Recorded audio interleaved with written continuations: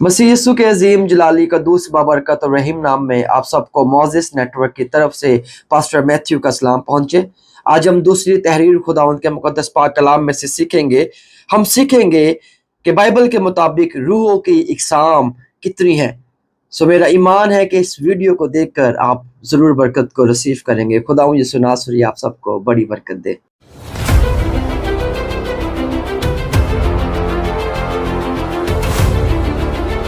आज हम खुदावंद के मुकद्दस पाक कलाम में से बाइबल के मुताबिक रूह की इकसाम के मुतल्लिक मुकम्मल रहनुमाई को हासिल करेंगे। बाइबल की रोशनी में रूह की 5 इकसाम की वजाहत। रूहुल कुद्दस खुदा की रूह। पहला, रूहुल कुद्दस खुदा की रूह। खुदा एक है और रूहुल कुद्दस उसकी कुदरत व हजूरी है। ये ईमानदारों की रहनुमाई, तसल्ली देने और खुदा की मर्जी पूरी करने के लिए काम करता है। हवाला जात हमारे पास दर्ज है। इस्तिस्ना की किताब 6 बाब उसकी 4 आयत खुदावंद की वैदानियत को जाहिर करती है।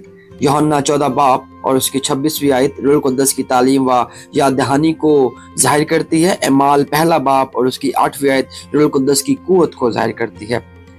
नंबर 2, इंसानी रूह। पहला पॉइंट हमने देखा कि खुदा की रूह। दूसरा पॉइंट, इंसानी रूह। इंसान का गैर मादी हिस्सा जो खुदा की सूरत पर पैदा हुआ और मौत के बाद भी बाकी रहता है। हवाला जात हमारे पास दर्ज है। ज़बूर 146 उसकी 4 आयत इंसानी रूह की इंतकाल पजीरी। 1 करंथियो 2 बाब और उसकी 11वीं आयत रूह इंसानी फहम का जरिया। पैदाइश 2 बाब और उसकी 7वीं आयत नथनों में जिंदगी का दम फूंका तो इंसान जीती जान हुआ। फरिश्ते पाक रूह हैं। यानी तीसरा पॉइंट, पहला पॉइंट हमने सीखा खुदा की रूह, दूसरा पॉइंट इंसानी रूह, तीसरा फरिश्ते यानी पाक रूह हैं। खुदा के नूरानी खादम जो उसके हुक्म की तामीर करते और बनीनु इंसान की हिफाजत करते हैं। हवाला जात हमारे पास दर्ज है। ज़बूर 104 उसकी 4 आयत फरिश्तों की फितरत। इब्रानियों 1 बाब और उसकी 14वीं आयत फरिश्तों की खिदमत गुजारी। दानियल की किताब 6 बाब और उसकी 22वीं आयत फरिश्तों की मदाखलत। ये हमने 3 पॉइंट खुदा उनके कलाम मुकद्दस के मुताबिक सीखे। चौथा, बदरूह है यानी शयातीन या शैतान। शैतान अबलीस के तहत काम करने वाली नापाक रूहें जो गुमराही और तबाही फैलाती हैं। यीशु मसीह ने बदरूहों को इख्तियार से निकाला। मरकस रसूल की इंजील 1 बाब और उसकी 34वीं आयत में हमें इसका जिक्र मिलता है। बदरूहों को अपने इख्तियार से निकाला। हवाला जात हमारे पास दर्ज है। मत्ती रसूल की इंजील 12वां बाब और उसकी 43वीं आयत में लिखा है बदरूहों की सरगंदगी। मरकस रसूल की इंजील उसका 5वां बाब और उसकी 12वीं और 13वीं आयत में लिखा है बदरूहों का सूरों में दाखिल होना। इफ्सियों के नाम पालूस रसूल का खत उसका 6 बाब और उसकी 12वीं आयत में लिखा है रूहानी जंग। अब 5वां पॉइंट है हमारा मुर्दों की रूहें।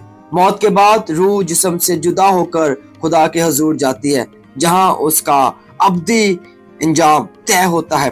हवाला जात हमारे पास दर्ज है। लूका रसूल की इंजील 23वां बाब और उसकी 46वीं आयत में लिखा है यस्सु की रूह के सुपुर्द करने का वाकया। मकाशवा की किताब 6 बाब और उसकी 9वीं आयत में लिखा है शहीदों की रूह है। इब्रानियों के नाम पालूस रसूल का खत उसका 9वां बाब और उसके 27वीं आयत में लिखा है मौत और बाद अज अदालत।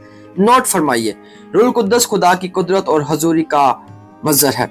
इंसानी रूह को निजात दहिंदा की जरूरत है। रोमियो के नाम पालूस रसूल का खत उसका 6 बाब और 23वीं आयत में हमें इसका जिक्र मिलता है। बदरूहों पर मसीह की कुदरत कामिल है। 1 यूहन्ना 4 बाब और उसकी 4 आयत में इसका जिक्र मिलता है। सवाल बराए गौर, क्या आपने कभी रूहानी दुनिया के असरात महसूस किए हैं? अपने तजुर्बात हमें कमेंट्स करके जरूर बताएं और इस वीडियो को ज्यादा से ज्यादा शेयर करें ताकि खुदा के कलाम की बातें लोगों तक पहुंचे। खुदावंद यीशु नासरी हम सबको बड़ी बरकत दे। जय मसीह की।